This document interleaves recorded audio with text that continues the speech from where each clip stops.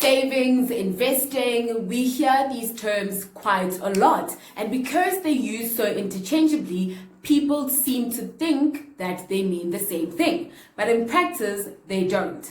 These are two different methods used to help you achieve your financial goals. So let's start with savings. Savings is when you chuck away some money for short-term reasons. Maybe you want to build up your emergency account, you want to go into that holiday, you want to buy that car or put a deposit on that house, right? And generally, when you have money in a savings account, the capital is guaranteed and the interest is set up front, so you know what your returns are going to be. It's safe, it's simple, and it's what we've been doing for a long time.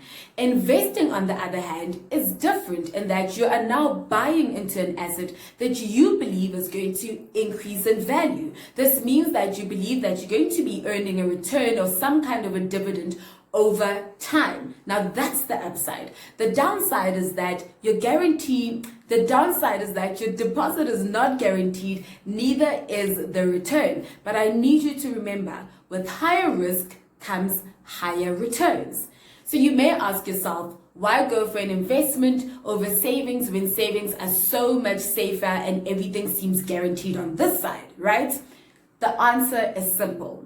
Inflation, inflation, inflation.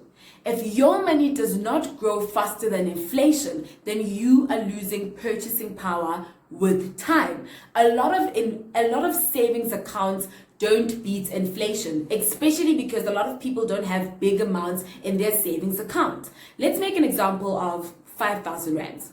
If you have 5,000 rands in a savings account and you're earning, let's say, 3% on that savings account, you're probably not beating the inflation of 4%, right? Now, if you had that same 5,000 rand invested in a stock that had returns of 7%, not only have you beaten the inflation rates of 4%, you've also earned a return over and above that. Now, that's how you build wealth. For as long as your money grows slower than inflation, you are losing purchasing power, right? So, as safe as savings are, they are not going to help you build wealth. In your financial planning and setting your goals, you need to find a balanced combination of both these strategies. You need to have your savings and you need to have your investments. Now, a lot of people are afraid of the unknown, right? You've been doing savings, that's what you know, and that's what you want to stick to. But at the same time, you want to change your financial life and you want to be wealthier someday. If you don't change your thinking, if you don't become open-minded and try different things, then most likely your situation is not going to change.